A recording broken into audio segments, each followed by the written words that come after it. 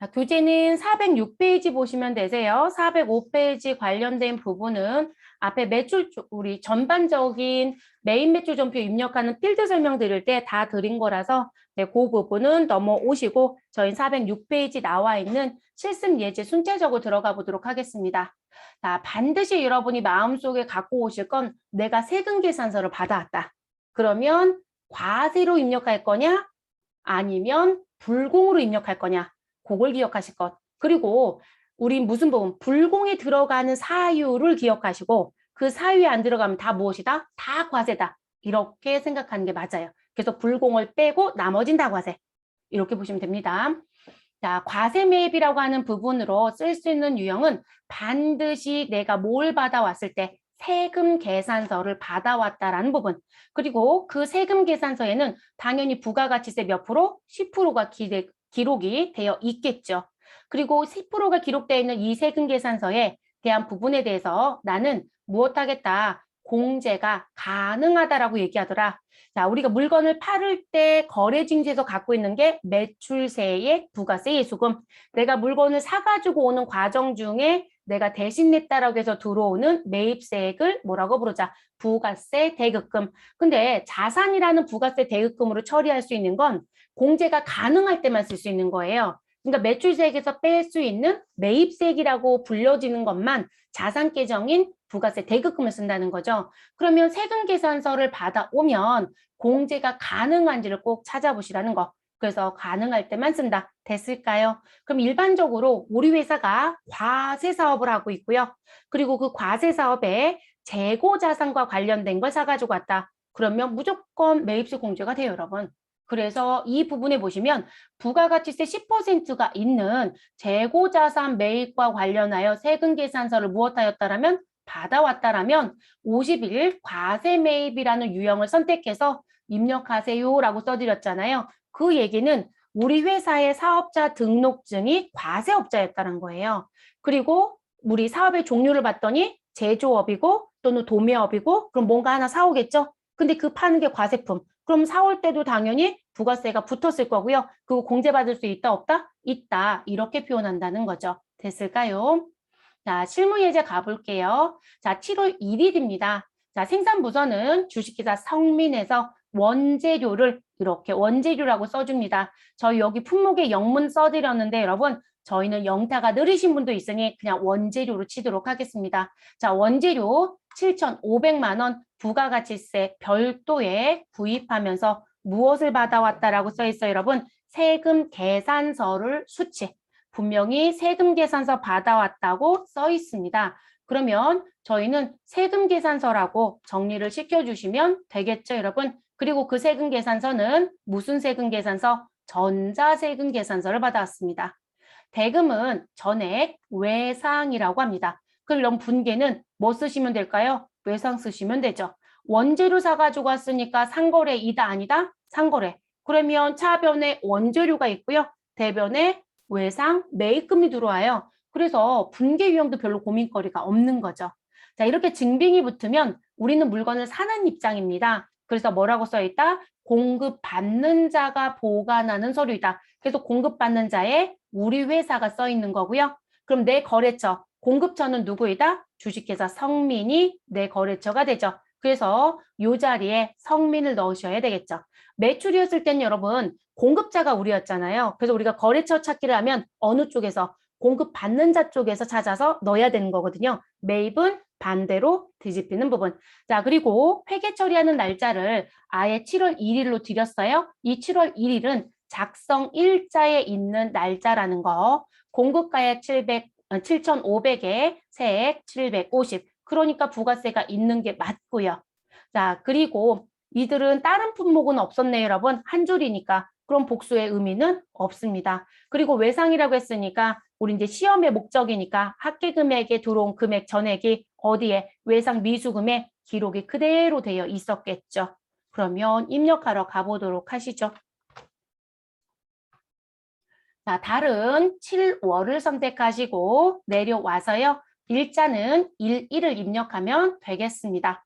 근데 여러분 벌써 7월 달에 자료가 있네요. 우리 기존에 입력했던 정보가 있었던 거겠죠. 자, 1일 넣어주시고 우리는 매입세 공제가 가능하다. 세금 계산서 받아왔다. 몇 번이요? 50일 과세. 자, 그래서 51 넣어주시면 되겠습니다. 품목엔 영문 안 넣고 저희는 그냥 원재료 넣자고 말씀드렸어요. 네, 원재료. 자, 그리고 수량과 단가가 있는데 넣겠다. 그러면 수량은 150, 단가는 50만 원이라고 드렸으니까 입력하시면 공급가액에는 7,500, 우리 부가세 750만 원이 자동으로 들어옵니다. 자, 거래처는 주식회사 성민 입력하시고 엔터 해주시면 됩니다. 자, 전자예요, 종이에요, 여러분? 우리 받아올 때 항상 조심하셔야 돼요.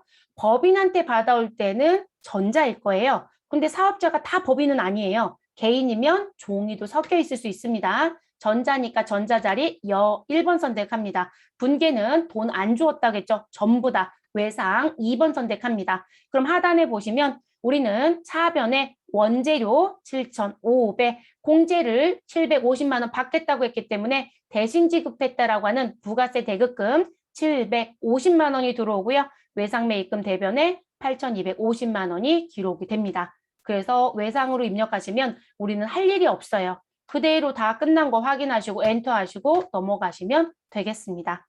자, 그 다음 문제로 또 가보시죠. 자, 조금 전에 풀었던 문제는 여러분, 저희 뭐 사가지고 왔어요? 원재료요.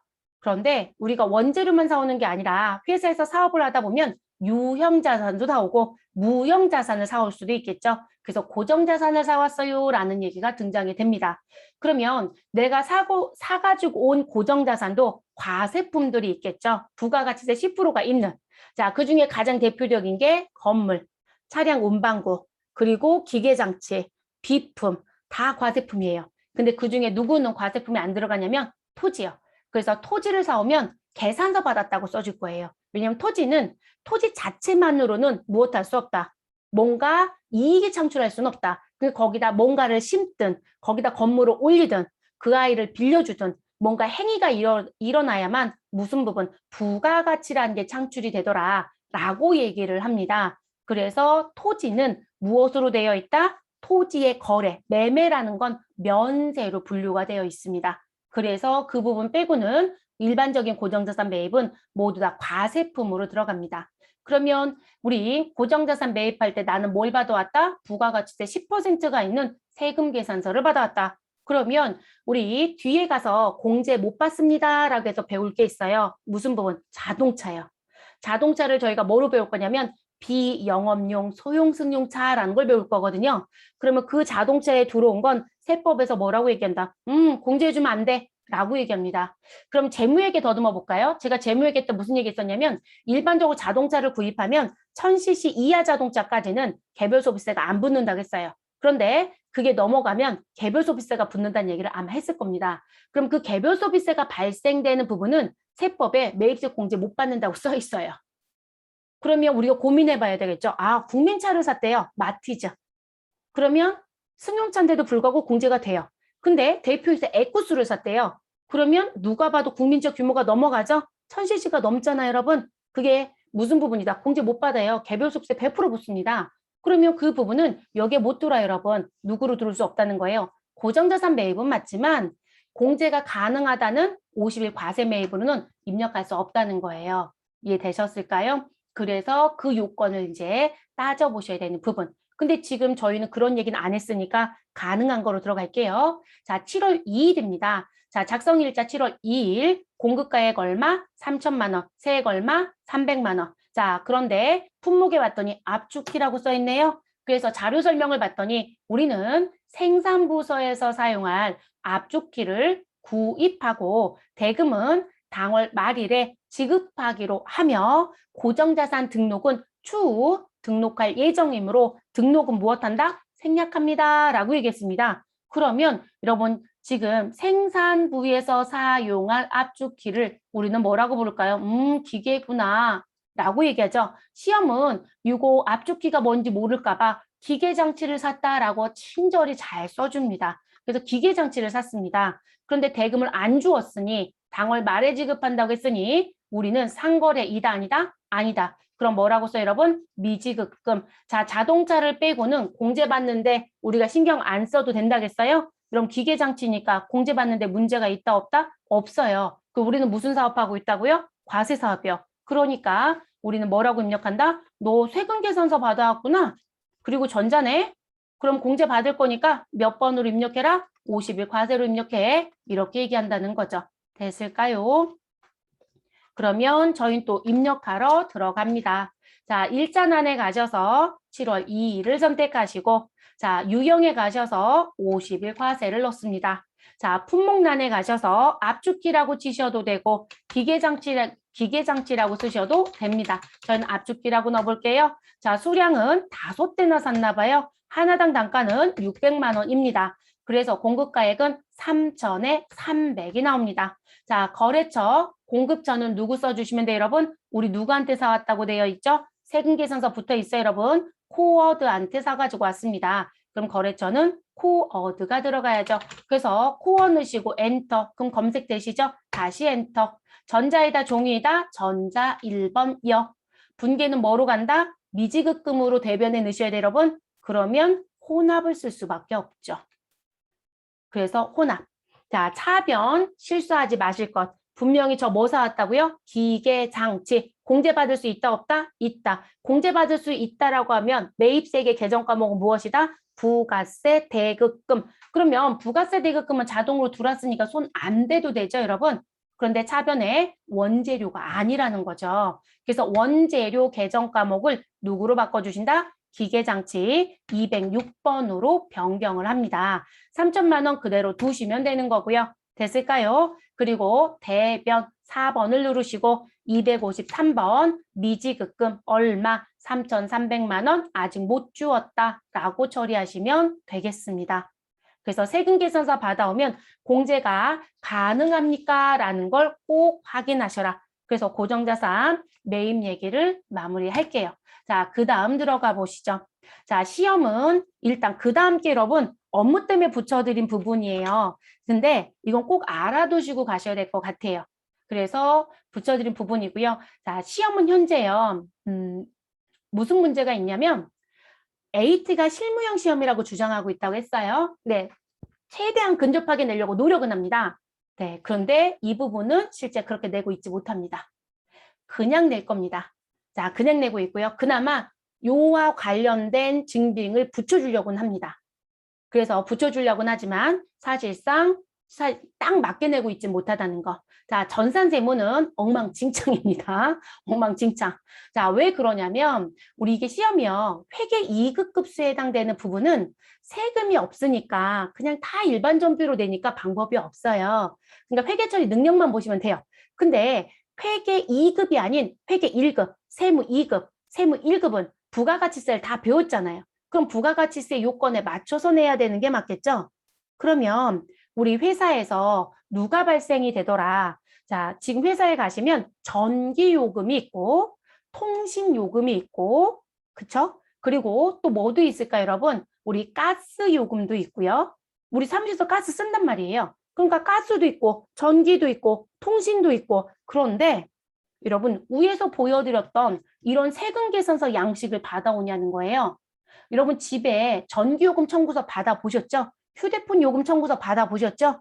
자, 그럼 여러분 이런 세금 계산서로 받아요? 아니면 여기 붙여드린 이런 형태일까요? 이런 형태 받아요, 여러분. 이런 걸 지로 용지로 되어 있는 세금 계산서라고 합니다. 그래서 이렇게 써 있습니다. 법의 위에 청구서는 부가가치세법 시행령 68조 제8항에 따라 어디에 나주세무서장에게 신고하여 등록한 사업자가 발급한 전자세금계산서입니다. 라고 써 있습니다. 세금계산서예요. 이걸 일반 전표에 입력하면 된다 안 된다? 안 된다고요. 근데 제가 왜 시험을 지적하냐면 이걸 자꾸 일반 전표에 넣으라고 줘요. 우리 일반 전표에 넣어봤잖아요, 여러분. 그래서 뭐 구분했어요? 나 전기요금 발생했다? 근데 사무실은 뭐로 넣어라? 수도 광열비로 넣어라. 그쵸? 그리고 공장권 뭐로 넣어라? 전력비로 넣어라. 근데 그거 일반 전표에 내고 있잖아요.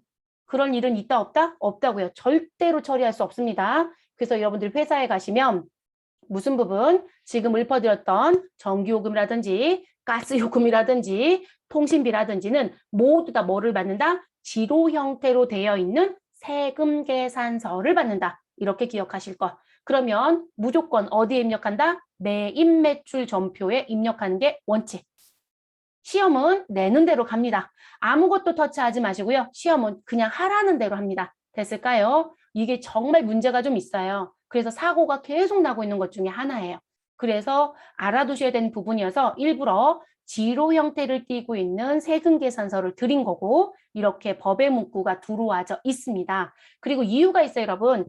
전기요금이나 가스요금이나 통신요금 이걸 따져보시면 우리가 사업자가 쓰는 것도 있지만 개인 고객이 쓰는 것도 정말 많아요. 그러니까 이걸로 구분해서 세금 계산서를 사업자한테 주고 사업자가 아닌 사람한테 지로를 주고 너무 일이 많은 거죠. 그러니까 국가가 법을 어떻게 만들어주면 지로 형태인 세금 계산서 인정할게 라고 아예 법령에 만들어주면 깔끔하잖아요. 그렇죠? 그리고 이게 사업자 거다라는 건 어떻게 확인한다? 여기 아래쪽에 보시면 공급자 등록번호와 공급받는 자 등록번호가 있습니다. 그래서 여러분 공급자 등록번호는 지금 누구이고요? 나주세무서일 거고요. 됐을까요? 공급받는 자 등록번호는 아이고 죄송해요. 나주세무서가 아니라 한국전력공사겠죠. 자, 항전이일 거고요. 공급받는 자 등록번호는 누구일까요? 우리 회사요. 자, 우리 회사는 주식회사 배움전자이고 사업자 번호 몇 번으로 보여요?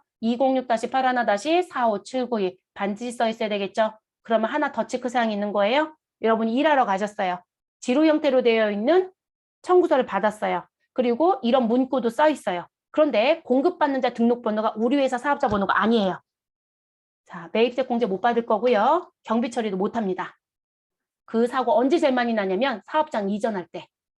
반드시 사업장 이전하시면 가자마자 무슨 부분? 우리 어디에? 한전에 전화해서 저기 이 전기 쓰는 사람 바뀌었어요라고 얘기하셔야 돼요. 근데 그 얘기를 안 하세요. 그러면 한전에서는 원래 거기에 사업을 했던 전 사업장이 있었으면 그 사람 이름 계속 청구서가 나와요. 이거 중간에 못 바꿔요, 여러분. 그러니까 내가 나온 거를 바꿔달라고 하면 바꿔주냐? 안 바꿔준다고요. 그거 못하게 되어 있단 말이에요. 그래서 이전하자마자 제일 먼저 할 건 무엇이다? 청구서 바꾸기. 특히 전기요금 조심하세요. 통신요금은 그냥 우편 주소지가 바뀌는 거기 때문에 상관없어요. 휴대폰 요금도 청구가 올 거고요. 그렇죠? 그러니까 그런 건 상관이 없거든요. 근데 이 전기요금은 본인 스스로가 바꿔주셔야 돼요. 가스도 바꿔주셔야 된단 말이에요. 조심하셔야 되는 부분 중에 하나입니다. 그래서 알아두셔야 될 부분. 자, 그리고 지금 여기 보시면 작성일자라는 게 우리 회계처리 날짜라겠어요. 자, 작성일자 며칠이다? 2021년도 7월 3일. 자, 그런데 돈은 언제까지 내면 된다? 2021년도 7월 17일. 됐어요, 여러분? 자, 그러면 회계처리는 무슨 날짜로 하라? 무슨 날짜로 하셔라? 작성일자였어요. 그래서 우리 세금계산서 우편에서 보고 오실 때 무슨 부분? 여러분 작성일자 보이시죠? 이 날짜가 회계처리 날짜예요 라고 써드렸고 전산시험은 여기다 써주고 낸다. AT는 이 날짜 지우고 낼 거예요. 자료 설명에. 됐어요. 그것만 다른 점이거든요. 아, 그러면 내가 지로 형태의 세금계산서를 받으면 작성일자를 찾아서 회계 처리를 해야 되는 거구나. 그러면 생각을 해보세요. 내가 회계 처리하는 날짜와 돈을 대야 되는 날짜를 비교해 봤더니 자, 지금 7월 3일 날 회계 처리하고요. 돈이 나가는 날짜는 7월 17일이에요. 쉽게 생각하면 이날까지 내면 된다는 얘기거든요. 대체적으로 회사는 무슨 부분을 더 많이 해놓을까요? 자동이체예요. 그쵸? 그래서 보통 예금에 자동이체를 많이 해놓죠. 또는 직접 내도 상관은 없어요. 근데 7월 3일 날 작성해서 오면 우편이 도착하는 시간이 걸리기 때문에 실제 한 7월 5일이나 7월 10일이나 이때쯤 받았을 거거든요. 그래서 내가 갖고 있다가 7월 17일까지만 내면 연체성 가산금이 붙지 않는 거죠. 이해되셨을까요? 그렇게 해서 정리가 끝나는 거예요. 그러면 저 돈 낸 사실 없지 않나요? 그러면 어떻게 처리해야 될까요? 단편적으로 말씀을 드리면 차변에는 지금 이게 전기요금이었다. 저 그냥 전력비 쓸게요, 여러분. 사무실이면 시험의 요건에 맞춰서 뭐로 가시라? 수도 광열비. 자, 전력비를 쓰시고 그리고 대변에는 돈을 주었을까요? 안 주었을까요? 아직 못 줬죠. 그럼 우리는 뭐라고 처리할 것이다? 미지급금 처리해야 되겠죠. 근데 이놈의 시험은 전력비 처리하면서 즉시 돈을 내요. 그런 경우는 없어요, 여러분. 어떻게 즉시 돈을 내요? 낼 수가 없는데. 그러니까 미지급금 잡았다가 무엇하는 게 맞다. 우리 보통 미지급금 잡았다가 어디 가서 일반 전표에 가서 돈 낸 날짜에 미지급금 상계 정리하는 게 맞습니다. 그게 업무 패턴. 시험은 그냥 냈다고 하면 대변에 낸 거 쓰세요. 그럼 이것도 시험이 안 맞는 거예요. 됐어요? AT는 돈 내는 거 그냥 내거든요. 이거 붙여주고도. 그럼 그냥 가시라고요. 방법은 없어요. 전산이든 AT든 시험이기 때문에 시험 요건은 자기들이 원하는 대로 그냥 맞춰서 낼 거니까. 근데 업무는 그렇게 갈 수 없어요, 여러분. 그리고 이게 가능한 이유가 부가세 때 배울 거예요, 여러분. 우리 원래요. 세금 계산서는 어떻게 해야 된다. 우리가 실제로 대금을 받거나 재화가 공급된 시점에 발급이 돼서 움직여야 되거든요. 근데 이거는 문제가 돼요.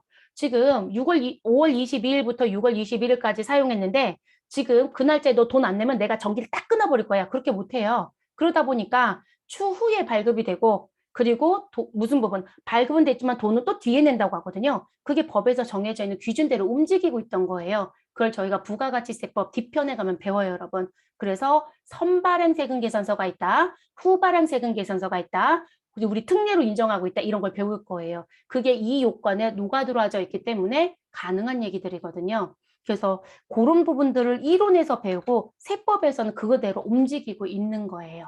그래서 작성일자로 회계 처리한다. 됐을까요? 그렇게 가는 부분. 자, 그리고 시험에서 또 하나 보셔야 될게요. 자, 공급가액과 세액이 보이죠, 여러분? 그래서 공급가액이 얼마이다? 14만 5,706원. 자, 세액은 얼마이다? 14,570원. 자, 그런데 요 두 금액이 합쳐진 게 들어오는데 여기 사용 내역에 대한 청구 내역을 보면 기본요금부터 쭉 내용이 들어옵니다. 근데 지금 쭉 들어져 있는 청구 금액의 합이 얼마냐면 16만 3,210원입니다. 그럼 여러분 지금 이 두 금액을 더했을 때 16만 3,210원이 되는지를 고민해 보실 것. 자, 근데 고민을 해봤더니 이렇게 얘기합니다. 안 맞는데? 네, 안 맞습니다.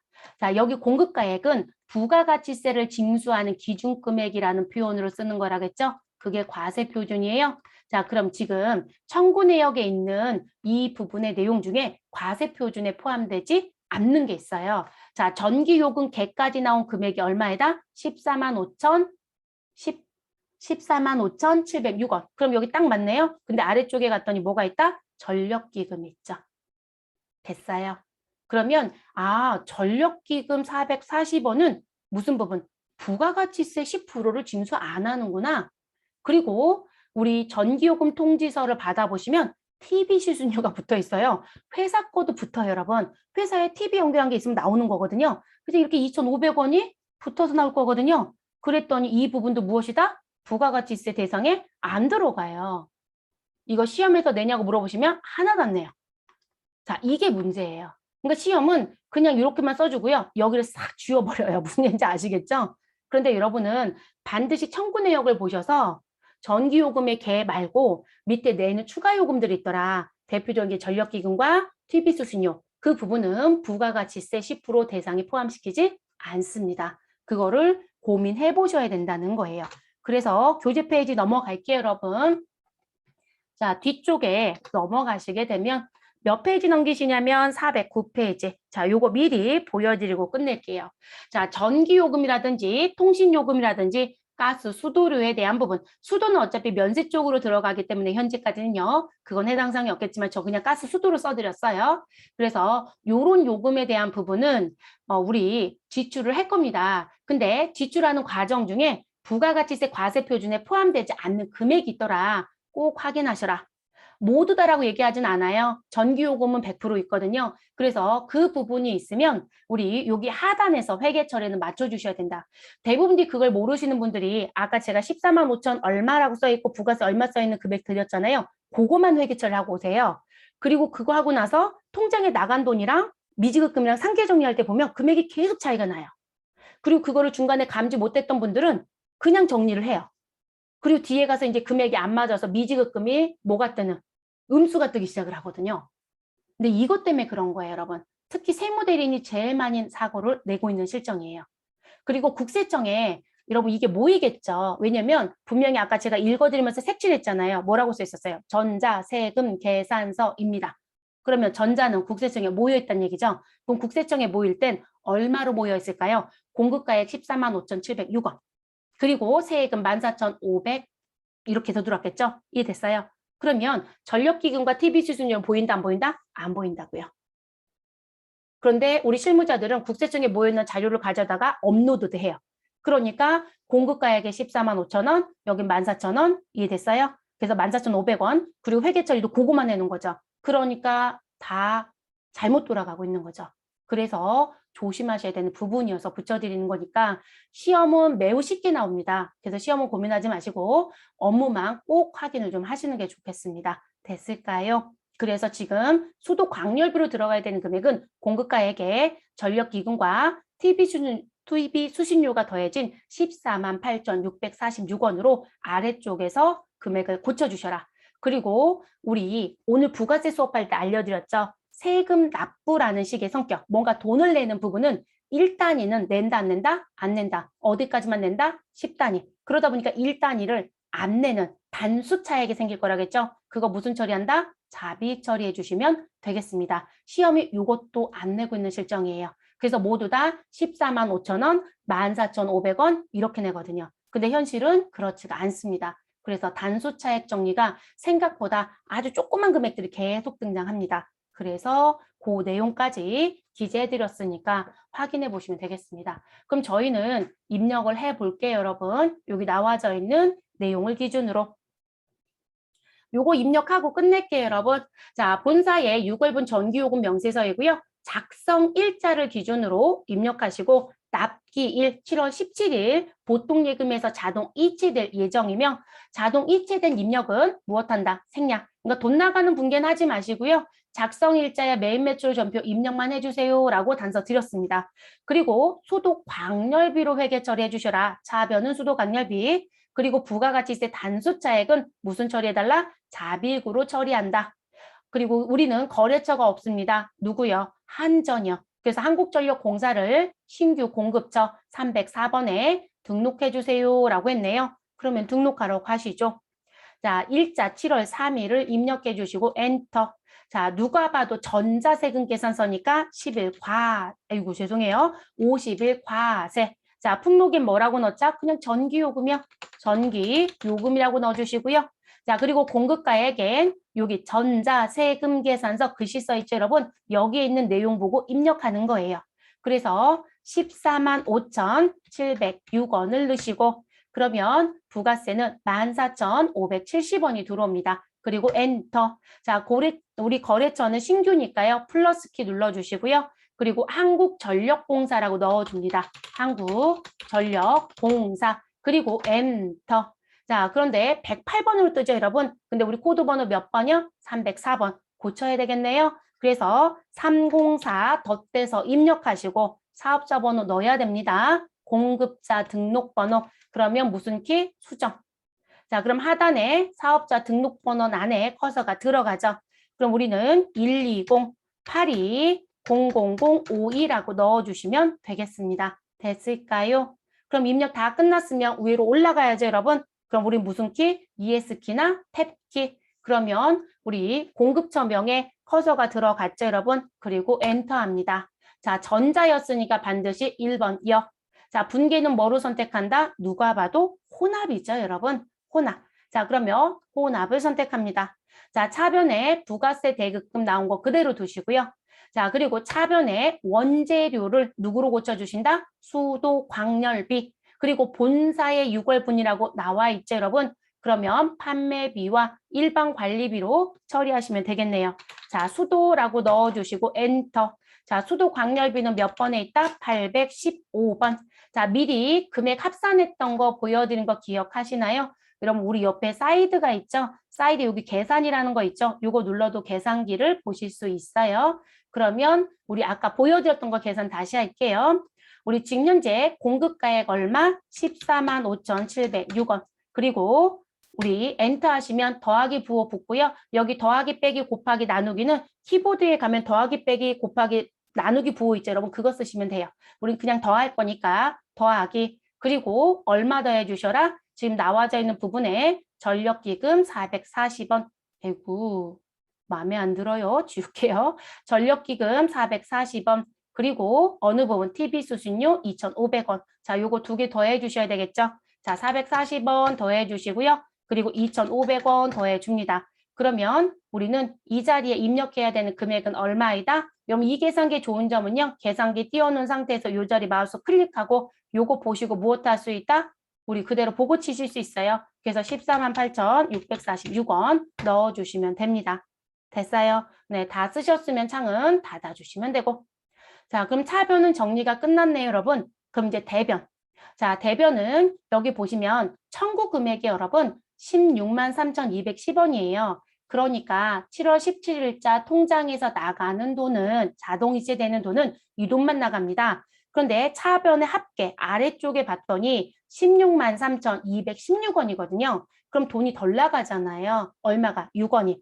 그래서 여기 보면 원단위 절사라고 글씨 써 있어요? 안 써 있어요, 여러분? 써 있죠. 이게 블럭이 계속 이렇게 전체가 잡히네요. 제 거는. 자, 여기 마이너스 6. 자, 요게 단수 차익 정리예요. 이게 잡익이라는 거예요. 그러면 저희는 어느 변에 가자? 대변에 가시고요. 아직 돈 안 냈으니까 미지급금 253번 쓰시고요. 금액은 청구 금액인 16만 3,210원으로 입력하시고 그러면 딱 6원이 여기 대차 차익이 뜨는 게 보이시죠? 자, 단수 차액 같은 변, 대변 4번 눌러주시고 우리는 영업의 수익에 있는 잡이익을 무엇 하신다? 입력하신다. 그럼 6원 들어오죠? 자, 이런 회계 처리를 하셔야 돼요. 됐어요? 그래서 부가세가 징수되지 않는 항목이 있으면 청구 내역에 반드시 우리 무엇 한다? 포함시켜서 회계 처리해 주셔야 된다. 그리고 무슨 부분이 또 있더라? 단수차익 정리가 꼭 있더라. 그럼 그 부분은 뭐로 정리한다? 잡이익 처리하셔라. 그래서 미지급을 잡았다가 돈이 나가는 시점엔 일반적피해서 미지급 상계 정리하는 게 일반적으로 업무를 해야 되는 순서입니다. 그래서 그렇게 알아두시면 되겠습니다.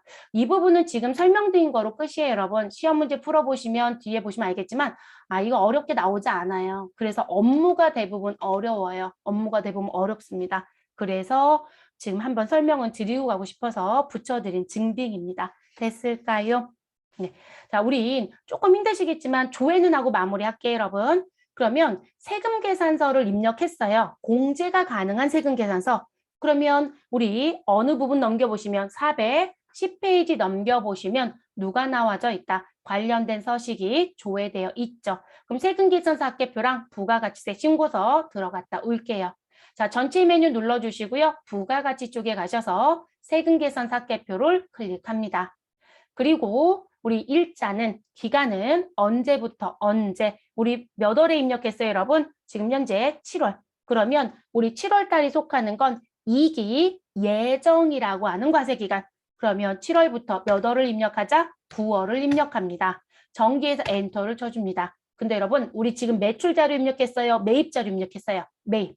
그러면 상단의 탭을 뭐로 선택한다? 매입. 그래서 이걸 이렇게 부릅니다. 매입처별 세금계산서 합계표. 제가 매출을 선택하면 매출처별 세금계산서 합계표. 프로그램 메뉴는 하나로 되어 있고요. 국세청 양식은 두 개로 쪼개지는 거예요. 매출과 매입으로. 자, 그러면 들어와서 성민, 코어드, 한국전력공사 들어온 거 확인이 됐죠, 여러분? 그리고 우리 지금 현재 합계 금액은 얼마이다? 1억 514만 5,706원. 그러면 이 부분은 저는 옆으로 이렇게 밀어놓을게요. 자, 그리고 나서 부가가치세 신고서에 가겠습니다. 자, 신고서 부속명세 부가가치세 가셔서 부가가치세 신고서에 갑니다. 자, 신고서에 들어가셔서 우리 날짜는 언제요? 우리 7월부터 9월. 자, 2기 예정입니다. 그럼 7 치고 엔터, 9 치고 엔터, 그리고 끝까지 엔터를 쳐서 라인을 벗어나면 우리 이렇게 자료가 들어옵니다. 그런데 이전에 벌써 조회에서 입력했던 정보가 있기 때문에 항상 이 메시지가 뜬다겠죠? 뭐 누르시라고요? 아니요. 자, 아니요 눌러주시고 그러면 지금 저희는 매출이다, 매입이다? 지금 매입 쪽입니다. 그러면 매입이니까 매입세액이라고 하는 쪽에 들어와야 되겠죠, 여러분? 그쵸? 근데 지금 모두 다 뭐였어요? 세금 계산서 수취한 것 중에 매입세액 공제가 가능한 매입세금 계산서입니다. 이렇게 시작했잖아요. 그러면 세금 계산서 수취분에 들어와야 되는 거죠. 됐어요? 그리고 이제 여기서 다시 나뉩니다. 무슨 매입과 무슨 매입을 나눠서 가자? 우리는 무슨 매입 있어요, 여러분? 일반 매입과 고정자산 매입. 그러면 저희가 세금 계산서 소취한 것 중에요. 고정자산 매입이 있었나요, 없었나요? 있었죠. 우리 기계장치 사왔잖아요. 얼마? 3천만 원짜리. 그래서 고정자산 매입에 3천에 300. 그리고 그 고정자산이 아닌 건 다 어디에 모여 있다? 일반 매입에 모여집니다. 그래서 회계 처리할 때 계정 과목 잘 처리하시란 얘기, 저희 매입 매출 전표 처음 수업할 때 했었던 게 여기서 또 영향을 받는 거죠. 그래서 이렇게 반영이 됩니다. 그리고 요 합계 금액은 여기 있는 합계 금액이랑 동일하겠죠. 됐나요? 네, 이렇게 반영되는 부분. 그래서 우리 시험 문제에 뭐 많이 내냐면 무슨 문제 많이 내냐면요. 다음 중 고정자산 매입과 관련된 금액이 얼마입니까? 라는 걸 많이 물어봐요. 그럼 부가세 신고서에 들어와서 무엇한다? 고정자산 매입을 확인해 주시면 되겠습니다. 근데 뒤에 가서 한 번 더 말씀드리겠지만 고정자산 매입은 여러분 난이 두 군데예요. 그래서 냅니다. 세금계산서로 받아온 고정자산 매입도 있고요. 우리 신용카드로도 고정자산 살 수 있을까요? 없을까요? 있죠, 여러분. 그래서 지금 미리 잠깐 보여드릴게요. 14번 자리에 커서 두시고 여러분, 그럼 14번 자리에 커서 두시면 오른쪽에 화면이 바뀌거든요. 움직일 때마다. 그러면 여기 번호가 14번이면 오른쪽에 보이는 쪽도 14번을 봅니다. 14번 그 밖에 공제매입세. 그 자리에 갔더니 무슨 부분이 있더라? 우리 신용카드 매출 수령금액합계표라는 난에 일반 매입과 고정 매입이 있죠, 여러분. 그래서 이 고정 매입이 고정자산 매입을 의미하는 난이에요. 그래서 이 자리에 집계. 그래서 그런 시험 문제를 내면 11번에 있는 금액과 42번에 있는 금액을 무엇한다? 합산시켜 주셔야 돼요. 그래서 부가가치세 신고서 본원 요령을 물어보고 싶어서 회계에서 그런 조회 문제를 내는 거거든요. 그래서 그 부분이 또 하나 있다라는 거. 자, 그래서 그 내용까지 이제 말씀을 드렸고요. 그리고 하단 쪽에 가면 유의사항 말씀드린 부분 있죠. 우리가 고정자산을 사오고 회계 처리를 하면 요 자리에 집계가 된다라는 거. 그래서 이거 유의사항이거든요. 분계 처리 유의사항 때문에 한 번 더 강조했습니다. 자, 이렇게 수업은 종료하겠습니다.